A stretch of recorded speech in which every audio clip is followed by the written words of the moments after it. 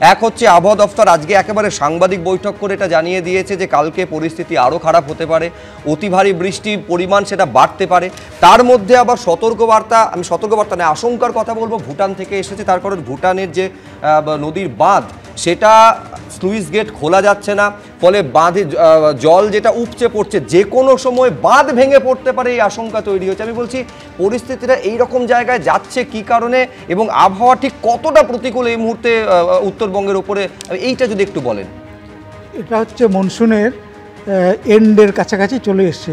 এই সময়তে কিন্তু ওই রকম জায়গাতে এই ঘটনা সাধারণত ঘটে আসতো। তো এই বছরে যেটা হয়েছে একেবারেই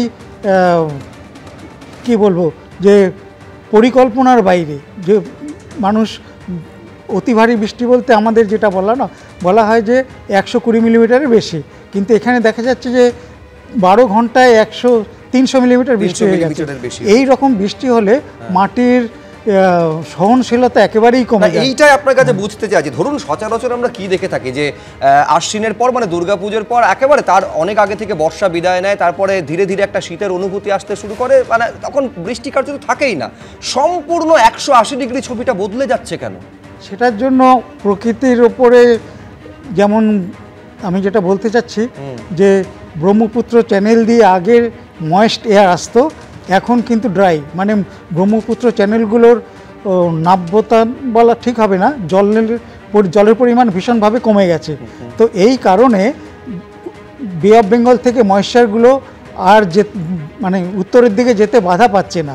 সুতরাং ওই সমস্ত জায়গায় গেলে পরে ওই একটা লিফট পেয়ে যাচ্ছে। ময়েশ্চারগুলো যদি কখনো লিফট পেয়ে যায় সেক্ষেত্রে কিন্তু বৃষ্টির পরিমাণ বেড়ে যায়। আর এখন যেহেতু কোনো বাধা পাচ্ছে না, অনবরত মেঘগুলো ওই সাইডে চলে যাচ্ছে, দার্জিলিং সংলগ্ন এরিয়ায়, আর বৃষ্টিপাতের পরিমাণ বেড়ে যাচ্ছে। এই বাড়ার পরিমাণটা এত বেশি হবে সেটা কিন্তু মানে একটা লেভেলের পরে আর বলার মানে লিমিটের মধ্যে থাকছে। একটা অদ্ভুত একটা আমি বলছি কার্যত পুনরাবৃত্তি হলো, যেটা দক্ষিণবঙ্গে কলকাতা শহরে হলো সেটাই দেখুন উত্তরবঙ্গে হয়েছে। কলকাতায় 5 ঘন্টার মধ্যে অত্যধিক বেশি বৃষ্টি হলো, যার জন্য ভয়াবহ পরিস্থিতি হলো। উত্তরবঙ্গের ক্ষেত্রে মুখ্যমন্ত্রী যেটা লিখছেন যে 12 ঘন্টায় 300 মিলিমিটারের বেশি। আমি বলছি এইটা অল্প সময়ের মধ্যে বারে বারে আমাদের দেখতে হচ্ছে। রামকৃষ্ণবাবু, হ্যাঁ, এটা হচ্ছে নিশ্চয়ই প্রকৃতির। এটা কি মেঘভাঙা বৃষ্টি? হ্যাঁ, মেঘভাঙা বৃষ্টি তো বটে। তার ডেফিনেশন অনুযায়ী যে 100 স্কোয়ার কিলোমিটারের মধ্যে যদি 100 মিলিমিটার বৃষ্টি হয় সেক্ষেত্রে মেঘভাঙা বৃষ্টি বলতেই হবে।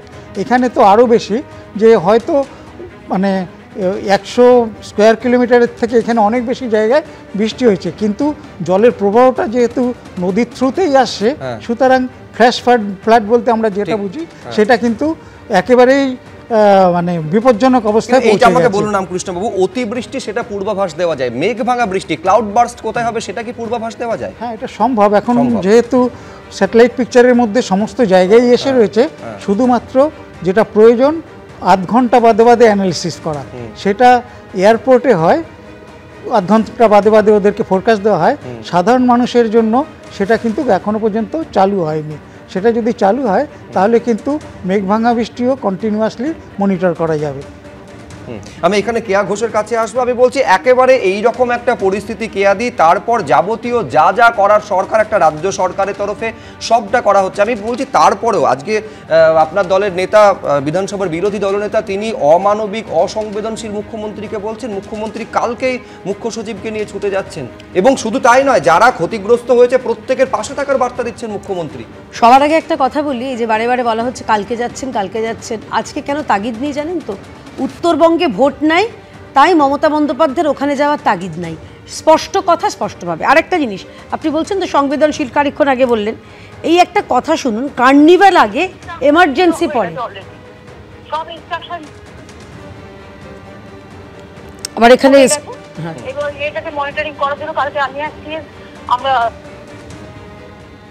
আমার এখানে নেটওয়ার্কের আছে।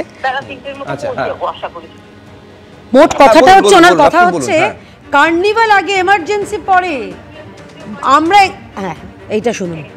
এবং এখানেও প্রায় 100 করে কালকে জেলাগুলো হয়ে গেছে, সেখানে যদি আমরা নামে সেটা খারাপ দেখায়। বেশ বেশ, কে দি প্লিজ আপনি আপনার বক্তব্য শেষ করুন।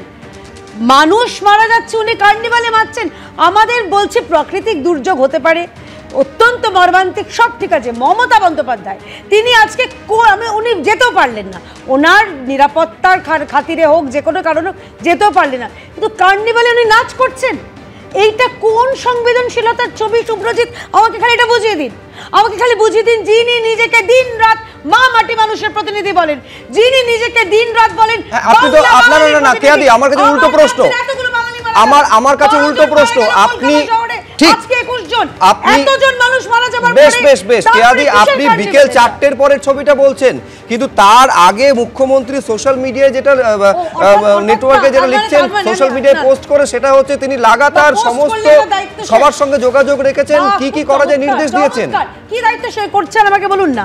এনডিআরএফ এর 5টা টিম তারা নেমে গেছে, 3টে টিম কাজ করছিল। এই উত্তরবঙ্গ কেয়াদি, উত্তরবঙ্গ আপনাদের শক্ত ঘাঁটি, এতগুলো বিজেপি বিধায়ক, তারা কি করছেন? মানে উল্টো দিক থেকে এই প্রশ্নগুলো আসবে। সমস্ত বিধায়করা এবং সাংসদ তারা আজকে মাটিতে বিভিন্ন জায়গায়, কালচিনি থেকে শুরু করে আমাদের সাংসদ রাজু বিস, তার সঙ্গে অমিত শাহ রেগুলার যোগাযোগ রাখছেন, আমাদের শঙ্কর ঘোষ আমাদের বিধানসভার মুখ্য সচেতক, তিনি থেকে শুরু করে যারা যারা আমাদের উত্তরবঙ্গের সমস্ত বিধায়ক, আমি আপনাদের এবিপি আনন্দের ছবিগুলো পাঠিয়ে দিচ্ছি, তারা প্রত্যেকটা জায়গায় সাধারণ মানুষের পাশে রয়েছেন। এই ধরনের বিপর্যয়ে আমি যেভাবে কেয়া ম্যাডাম এখানে রাজনীতির রাঙিনায় দেখতে চাইছেন, আমি বলবো আজকে রাজনীতির ঊর্ধ্বে সরকারের পাশে থেকে যেসব মানুষরা আজকে আত্মনাদ এই অবস্থায়, তাদের পাশে থাকা দরকার। মানবিক মুখ্যমন্ত্রী বলেই তার সমস্ত প্রোগ্রাম ক্যান্সেল করে তিনি ছুটে যাচ্ছেন। আর সেই শক্ত ঘাঁটি যেটা উত্তরবঙ্গের শক্ত ঘাঁটি বিজেপির, সেখানের কোনো শঙ্কর ঘোষের কথা কিছুক্ষণ আগে কেয়া ঘোষ বলছিলেন, শিলিগুড়ির বিধায়ক, বিধানসভার মুখ্য সচেতক বিজেপির, তিনি কি বলছেন দেখুন একবার। উত্তরবঙ্গ মাননীয় মুখ্যমন্ত্রীর কাছে শুধুই মাত্র ফটোশুট করবার জায়গা। কলকাতায় যখন অতিবর্ষণ হয়, বিদ্যুৎপৃষ্ট হয়ে একের পর এক মানুষের মৃত্যু ঘটে, মুখ্যমন্ত্রী সাথে সাথে ইমার্জেন্সির সিচুয়েশন তৈরি করে সমস্ত কিছু স্কুল কলেজ বন্ধ করে দেয়, অফিস সব কিছু বন্ধ করে দেয়, মানুষকে বলেন ঘরে থাকতে। আর উত্তরবঙ্গের যখন মানুষ মারা যাচ্ছে, মাননীয় মুখ্যমন্ত্রী আপনি রেড রোডের কার্নিভালে ব্যস্ত। এটাই কি আপনার উত্তরবঙ্গের মানুষের প্রতি কর্তব্য? এটা কি রাজধর্ম পালন করা হলো? আজকের দিনে দাঁড়িয়ে রাজ্যের সরকার তথা মুখ্যমন্ত্রী প্রমাণ করে দিলেন যে এত দুর্যোগেও মুখ্যমন্ত্রী এখানে আসলেন না, তার কাছে কার্নিভাল বড়, উত্তরবঙ্গের মানুষের প্রাণ বড়। সুবিধা, এই অভিযোগ তো বারবার রাজ্যের স্বয়ং মুখ্যমন্ত্রী বলেছেন যে 34 বছরে উত্তরবঙ্গ বারে বারে বঞ্চনার শিকার হয়েছেন। 2011-এর পর থেকে উত্তরবঙ্গকে সব থেকে বেশি গুরুত্ব মমতা বন্দ্যোপাধ্যায় সরকার দিয়েছেন, পাহাড়ের মুখে হাসি ফুটিয়েছেন। আজকে সেই পাহাড়বাসীরা কার্যত চোখের জল এবং নদীর জলে এক হয়ে গিয়েছে।